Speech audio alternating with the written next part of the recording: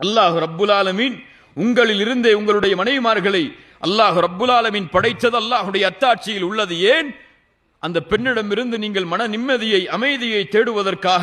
வஜஅல பைனக்கும் மவத்தௌ வரஹ்ம, ரொம்ப முக்கியமானது. வஜஅல பைனக்கும் மவத்தௌ வரஹ்ம, உங்களுக்கு இடையில் மவத்தா நேசத்தையும், ஒரு வித்தியாசமான நேசம், அது ஒரு வித்தியாசமான காதல், அதையும் வரஹ்ம ரஹ்மத்தையும் ஏற்படுத்துவதற்காக.